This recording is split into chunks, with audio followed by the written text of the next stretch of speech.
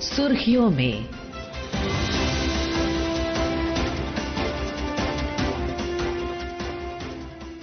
ये आकाशवाणी है। प्रस्तुत है कार्यक्रम सुर्खियों में। रूस के राष्ट्रपति व्लादिमीर पुतिन की भारत यात्रा की पूर्व संध्या पर सुनिए भारत रूस के द्विपक्षीय संबंधों पर चर्चा। इसमें भाग ले रहे हैं पूर्व राजदूत अशोक सज्जनहार। कार्यक्रम का संचालन कर रही हैं सोनू सूद। भारत और रूस दशकों से मित्र देश हैं, जिनके बीच प्रगाढ़ व्यापारिक, आर्थिक, कूटनीतिक, सांस्कृतिक संबंध रहे हैं और कल और परसों 4 और 5 दिसंबर को रूस के राष्ट्रपति व्लादिमीर पुतिन 23वें भारत रूस वार्षिक शिखर सम्मेलन के लिए भारत आ रहे हैं। भारत और रूस के संबंधों के लिए इस यात्रा के महत्व पर चर्चा के लिए हमारे साथ जुड़ गए हैं पूर्व एम्बेसडर अशोक सज्जनहार। एम्बेसडर सज्जनहार, आपका बहुत बहुत स्वागत आकाशवाणी में। जी, बहुत धन्यवाद। इससे पहले कि हम चर्चा आगे बढ़ाएं, प्रधानमंत्री नरेंद्र मोदी ने इस वर्ष जुलाई में 22वें भारत रूस शिखर सम्मेलन की यात्रा के दौरान भारत और रूस के प्रगाढ़ संबंधों के बारे में क्या कहा, आइए सुनते हैं। कठिन से कठिन परिस्थितियों में भी भारत और रूस हमेशा कंधे से कंधा मिलाकर चले हैं। हमारा करीबी सहयोग न केवल दोनों देशों के लोगों के लिए बल्कि वैश्विक शांति, स्थिरता और समृद्धि के लिए महत्वपूर्ण है। एम्बेसडर सज्जनहार, भारत और रूस का जो ये प्रगाढ़ संबंध है वर्षों से, दशकों से, इसके बारे में आप हमें बता सकते हैं कि कितनी महत्वपूर्ण है ये रिश्ता पूरे अंतर्राष्ट्रीय परिदृश्य में? जी, बहुत महत्वपूर्ण प्रश्न है। देखिए, आपने कहा है जो हमारा संबंध बहुत दशकों का है। अगर आप मुझे अनुमति देंगी तो मैं कहूँगा ये बहुत सदियों का हमारा संबंध है, क्योंकि रूस से भारत बहुत ऐसे विशेषज्ञ आए और यहाँ से भी वहाँ पर गए। परंतु अगर हम देखें जो अभी कंटेम्पररी टाइम्स में हमारे जो संबंध हैं, उनकी शुरुआत हुई भारत के, हालांकि महात्मा गांधी, लियो टॉल्स्टॉय, इन सबके संबंध बहुत ही अच्छे थे। उनका आदान प्रदान होता था पत्रों के द्वारा और उनके आइडियाज एक दूसरे के साथ शेयर करते थे।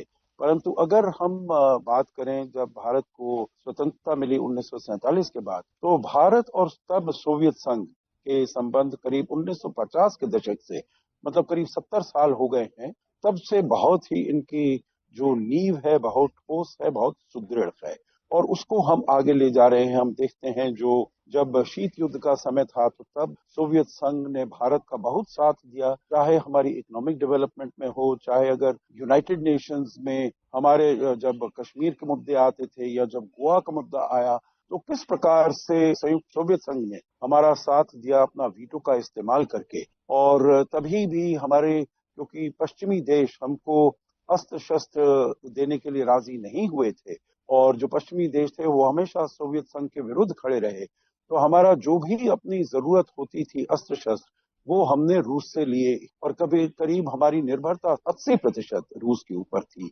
अब अगर हम अभी के समय में आए तो हमारा जो स्ट्रेटेजिक पार्टनरशिप है, सामरिक हमारे जो संबंध है, उनके प्रारंभ हुआ, शीत युद्ध का अंत हुआ 1990-91 में। उसके बाद करीब 10 साल तक कहा जाता है यूनिपोलर वर्ल्ड आया और उसके बाद करीब 2000 के दशक में जब राष्ट्रपति पुतिन ने रूस की बागडोर संभाली तो पहला जिसे कहा जाए स्ट्रेटेजिक पार्टनरशिप अग्रीमेंट साइन हुआ और उसके तहत ये भी निर्णय लिया गया जो दोनों देश के जो शीर्ष नेता हैं वो हर वर्ष एक बारी भारत में, एक बारी रूस में उनकी मुलाकात होगी।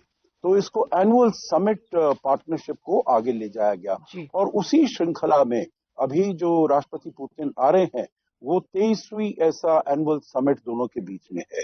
इसके बीच में मैं बताऊं जो पूरे विश्व में बहुत बदलाव आया है और जो शीत युद्ध के बाद में सोवियत संघ का विघटन हुआ उसमें रूस की स्थिति जो थी बहुत क्षीण हो गई थी, बहुत शिथिल हो गई थी। परंतु अभी 2015 से रूस फिर से एक विश्व शक्ति के रूप में उभरा है और दोनों देशों के बीच में जो संबंध है बहुआयामी क्षेत्रों में वो आगे बढ़ते जा रहे हैं। और जब राष्ट्रपति पुतिन आते हैं, कल और परसों उनकी यहाँ पर यात्रा होगी, तो उसमें हम देखेंगे जो संबंध और भी तेजी से इनको आगे ले जाने का दोनों देशों ने ठानी है।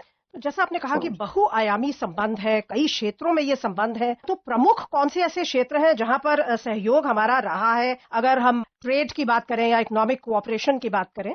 जी, आपने बिल्कुल ठीक कहा। इकोनॉमिक कोऑपरेशन एक अहम मुद्दा है। हालांकि उसमें हमको इतनी सफलता अभी तक नहीं मिल पाई है। मैंने 2 बारी अपनी एम्बेसी में मॉस्को में काम किया है और वहां पर हमेशा और बहुत सारे क्षेत्र हैं जिसके ऊपर हम बात करेंगे अभी। चाहे जैसे मैंने कहा जो हमें रक्षा के अस्त्र शस्त्र हम रूस से लेते हैं, करीब पहले 70-80% हम लेते थे, अब करीब 35-40% हो गया है, क्योंकि हमने बहुत डाइवर्सिफाई करना शुरू कर दिया है। परंतु फिर भी हमारा आदान प्रदान उनके साथ बहुत अच्छा होता है। दूसरा, न्यूक्लियर एनर्जी के क्षेत्र में भी अच्छे हमारे संबंध हैं, उसके बारे में भी हम बात कर सकते हैं। परंतु जैसा आपने पूछा है आर्थिक सहयोग के बारे में, वो एक बहुत महत्वपूर्ण क्षेत्र है, परंतु उसमें हमारी इतनी ज्यादा जो संबंध है इतने ज्यादा तेजी से नहीं बढ़ पाए हैं। उस समय भी करीब 10-12 बिलियन डॉलर दोनों देशों का आदान प्रदान होता था, जिसमें हमारे निर्यात करीब 4-5 बिलियन डॉलर होती थी और वहां से हमारा आयात करीब 6-7 बिलियन डॉलर होता था। परंतु इसके अलावा जो रक्षा क्षेत्र में हम जो वहां से मंगाते थे वो इससे बिल्कुल अलग था। तो इसीलिए अब जब से रूस और यूक्रेन का युद्ध शुरू हुआ है उसके बाद हमने देखा है जो वहां से हमारा तेल आना काफी मात्रा में हो गया है, वहां से उर्वरक बहुत मात्रा में आता है, वेजिटेबल ऑयल वहां से बहुत मात्रा में आता है। तो इस प्रकार के करीब 64-65 बिलियन डॉलर हम आयात करते हैं और जो हमारा निर्यात है वही करीब 4-4.5 बिलियन डॉलर है।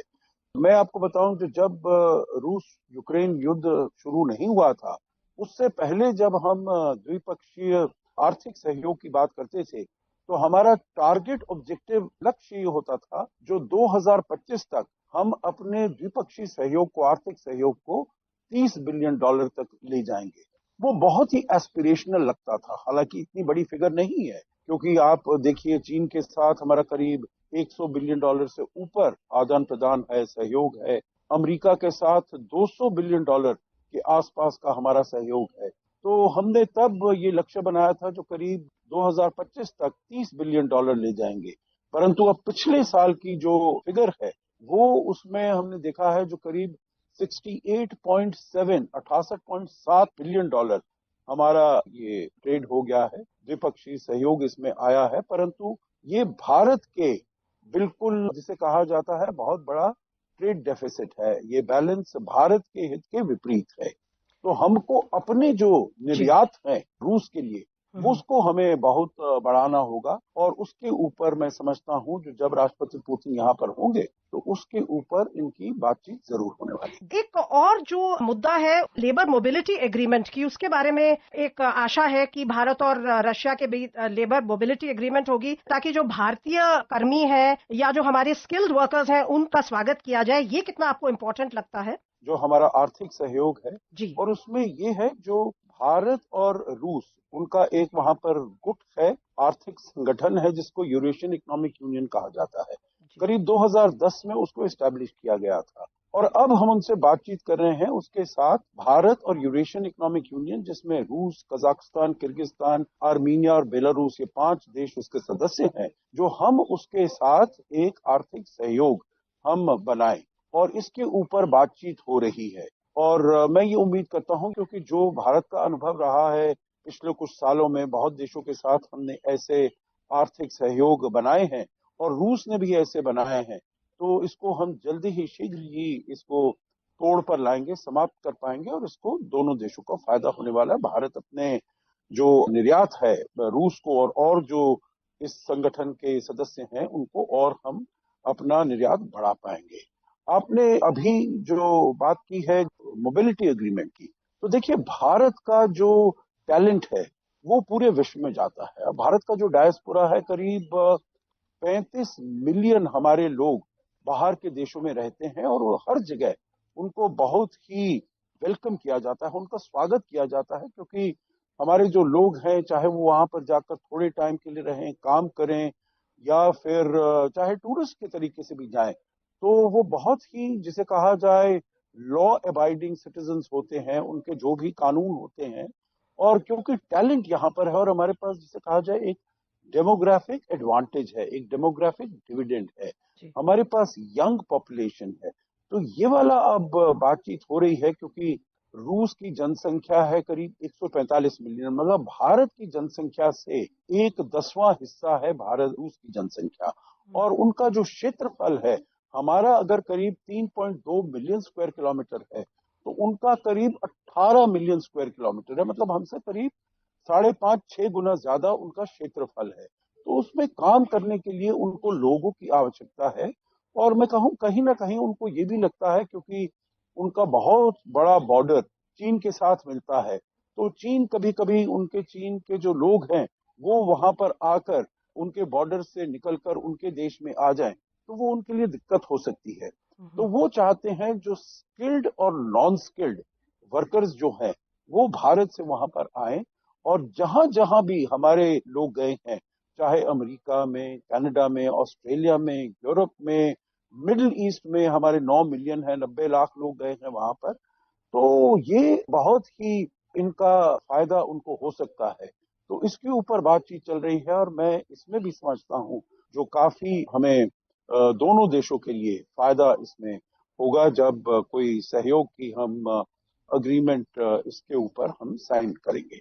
एम्बेसडर सज्जनहार, जो एरियाज हैं हमारे म्यूचुअल कोऑपरेशन के भारत और रूस के बीच, डिफेंस, एनर्जी, स्पेस, साथ ही साथ ये भी उम्मीद है कि एग्रीमेंट्स इन एरियाज में भी साइन होंगी, trade, economy, health care, academics, culture और मीडिया। क्या लगता है आपको, ये जो कोर एरियाज हैं उनके साथ साथ जो सॉफ्ट पावर है वो भी एक बहुत बड़ा बाइंडिंग फैक्टर है इन दोनों देशों के बीच? जी आप बिल्कुल ठीक कहती हैं। देखिए, जब रूस सोवियत संघ का हिस्सा था, तब सोवियत संघ का जो उनका सहयोग था या जो उनका लेन देन था वो बहुत कम देशों के साथ था। पश्चिम देशों के साथ तो बिल्कुल भी उनका कोई ऐसा आना जाना, टूरिज्म भी नहीं था, कल्चरल कोऑपरेशन, आदान प्रदान बिल्कुल नहीं था। अगर कोई एक नॉन कम्युनिस्ट कंट्री के साथ उनके अच्छे संबंध थे तो वो भारत था। और भारत के साथ जैसे चाहे वो नृत्य हो, चाहे वो फिल्म्स हो, तो बहुत ही वहां पर प्रचलित हैं। और वहां की जो बालिकाएं हैं, बिना भारत आए भारत के जो क्लासिकल डांस हैं, भरतनाट्यम हो या कुचिपुड़ी हो या कथक हो, बहुत उनमें उनकी रुचि रहती है और उन्होंने बहुत महारत हासिल की है। तो हमारा एक कल्चरल सेंटर है मॉस्को में, मैं उसका डायरेक्टर था। और वहां पर हमने अपने ये कुछ गुरु बनाए हैं वहां पर, जो हिंदी पढ़ाते थे, योगा पढ़ाते थे, तबला सिखाते थे, कथक का सिखाते थे। और वहां पर ऐसे बहुत से गुट बन गए हैं, बहुत से ऐसे इंडिपेंडेंट अपने आप लोगों ने एस्टैब्लिश किए हैं, जिससे कि इन सभी सॉफ्ट पावर जिसे आपने कहा है उसको आगे अच्छी तरीके से ले जाया जाए। तो मैं समझता हूँ ये एस्टैब्लिश्ड एरियाज हैं जहां पर हम दोनों देशों के बीच में बहुत ही अच्छा सहयोग होता है और इसको और आगे बढ़ाने के लिए भी जरूर काम किया जाएगा। भारत और रूस के प्रगाढ़ होते संबंधों और राष्ट्रपति पुतिन की भारत यात्रा के महत्व के विभिन्न पहलुओं पर चर्चा के लिए आपका बहुत बहुत धन्यवाद एम्बेसडर सज्जनहार। बहुत धन्यवाद। अभी आप सुन रहे थे रूस के राष्ट्रपति व्लादिमीर पुतिन की भारत यात्रा की पूर्व संध्या पर भारत रूस के द्विपक्षीय संबंधों पर चर्चा। इसमें भाग ले रहे थे पूर्व राजदूत अशोक सज्जनहार। कार्यक्रम का संचालन कर रही थी सोनू सूद। यह कार्यक्रम आकाशवाणी के समाचार सेवा प्रभाग द्वारा प्रस्तुत किया गया। इसे आप हमारे mobile app news on AIR और YouTube channel news on AIR official पर भी सुन सकते हैं। इस कार्यक्रम के संबंध में अपनी प्रतिक्रिया आप हमें ईमेल या व्हाट्सएप के माध्यम से भेज सकते हैं। ईमेल का पता है airnsttalks@gmail.com और व्हाट्सएप नंबर है 9289094044। सुर्खियों में